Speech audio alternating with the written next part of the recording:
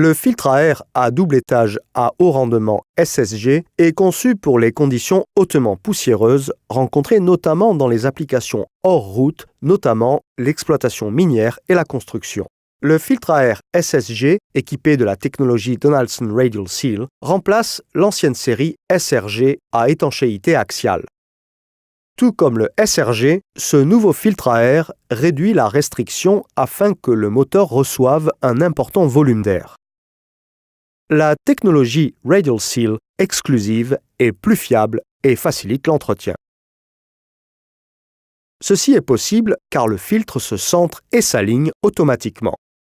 Autre amélioration, le couvercle d'accès pour l'entretien du filtre est désormais équipé de loquets à ouverture rapide et d'une chaîne. Ces éléments relient le couvercle de service du filtre à air au boîtier du filtre. Les étapes d'entretien sont les suivantes. Étape 1. Mesure de la restriction. Mesurez la restriction du filtre à air à l'aide d'un indicateur de maintenance de filtre à air Donaldson, d'une jauge d'entretien ou d'un manomètre à eau. Utilisez la connexion filetée de restriction située sur le filtre à air ou au niveau du tube de sortie du filtre. Remplacez la cartouche filtrante uniquement lorsque le niveau de restriction atteint le maximum recommandé par le constructeur du moteur ou de l'équipement. Des indicateurs de maintenance installés sur le système de filtration sont recommandés pour surveiller les niveaux de perte de charge et indiquer les échéances d'entretien. Nous vous recommandons de tirer parti de la précision d'une jauge de restriction à aiguille ou d'un manomètre à eau pour le test initial de la restriction et la confirmation de la durée de vie restante de la cartouche filtrante.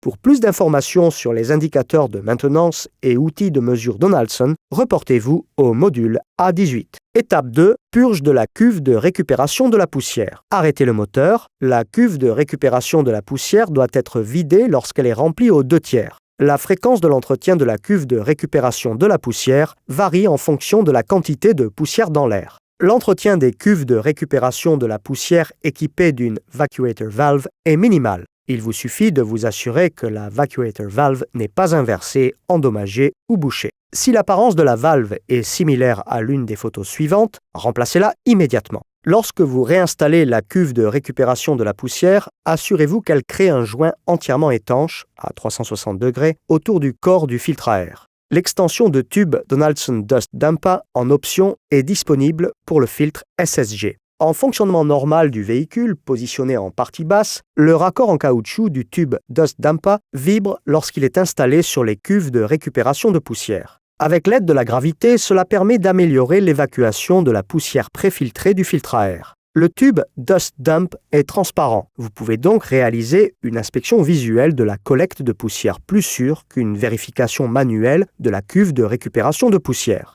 Étape 3. Inspection des tubes Donaclone. Inspectez ensuite visuellement les tubes Donaclone. Ces tubes se nettoient généralement automatiquement et ne nécessitent aucun entretien. Cependant, ils peuvent se boucher en circonstances inhabituelles. Dans de telles circonstances, il peut être nécessaire de les nettoyer à l'aide d'une brosse dure. Ne nettoyez jamais les tubes Donaclone à l'aide d'air comprimé, sauf si la cartouche filtrante et l'élément de sécurité sont tous deux correctement installés dans le filtre à air. Ne nettoyez pas les tubes Donaclone à la vapeur. Étape 4. Dépose de la cartouche principale et inspection visuelle de l'élément de sécurité. Lorsque la restriction indique que le filtre doit être entretenu, détachez ou déverrouillez le couvercle de service du filtre. La cartouche filtrante s'adapte parfaitement sur le tube de sortie. Une résistance s'oppose initialement lors de la dépose de l'ancienne cartouche, comme lorsque vous rompez le joint d'un pot de conserve. Saisissez la poignée de service de la cartouche et extrayez-la. Déplacez prudemment la cartouche d'un côté à l'autre pour rompre l'étanchéité en évitant tout contact entre la cartouche et le boîtier durant la dépose. Vérifiez visuellement l'absence de dommages sur l'élément de sécurité et remplacez-le, le cas échéant, mais ne le déposez que s'il doit être remplacé. Remplacez le filtre de sécurité tous les 3 remplacements de la cartouche principale.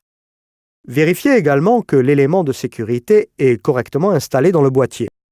Si vous déposez l'élément de sécurité mais que la cartouche principale n'est pas immédiatement installée, couvrez le tuyau d'étanchéité à l'aide d'un chiffon ou du couvercle de service. Essuyez l'intérieur à l'aide d'un chiffon propre et humide. Étape 5.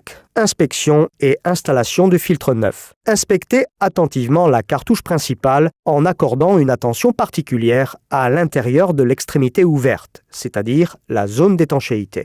N'installez jamais une cartouche filtrante endommagée au cours de la manipulation ou du transport. Du lubrifiant sec est fréquemment appliqué sur les cartouches filtrantes neuves à étanchéité radiale Donaldson afin de faciliter l'installation. Attention à ne pas l'essuyer.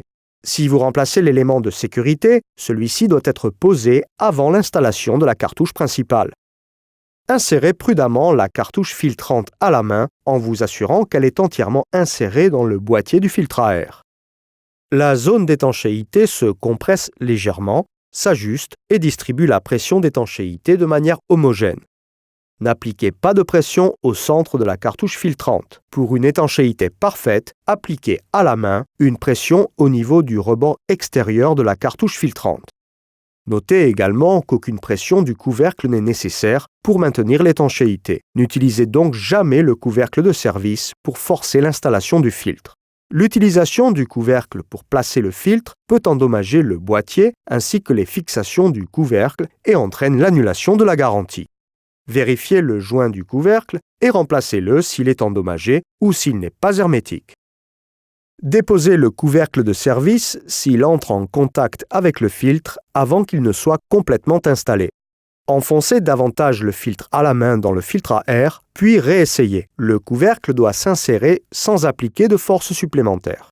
Une fois le filtre en place, fixez le couvercle de service et réinitialisez l'indicateur de maintenance. Étape 6. Inspection du système du filtre à air. Enfin, inspectez et serrez toutes les connexions du système du filtre à air. Remplacez-les immédiatement si vous constatez la présence de trous ou de dommages. En conclusion de notre module de formation, nous allons résumer les étapes d'entretien présentées. Vérifiez l'indicateur de maintenance du filtre. Videz le bol de récupération de la poussière, inspectez le joint du bol et, s'il y en a un, inspectez le joint rapide de la valve clapet. Vérifiez la valve clapet appelée vacuator. Inspectez les préfiltres ou tubes cycloniques préfiltrants. Enlevez le couvercle du filtre le cas échéant, puis retirez la cartouche filtrante air usagée. Inspectez visuellement l'élément de sécurité. Si vous n'effectuez pas l'entretien de l'élément de sécurité, ne le déposez pas pour l'inspecter. Si vous effectuez l'entretien de l'élément de sécurité, déposez-le et inspectez-le. Nettoyez l'intérieur du corps du filtre avec un chiffon humide. Installez en premier l'élément de sécurité, puis installez la cartouche filtrante air. Vérifiez l'absence de composants usés ou desserrés dans l'ensemble du filtre à air. Ces informations d'entretien sont considérées comme guides de pratique d'excellence. Cependant, elles n'ont pas pour but de remplacer ou supplanter les instructions d'entretien fournies par le constructeur de votre moteur ou de votre véhicule.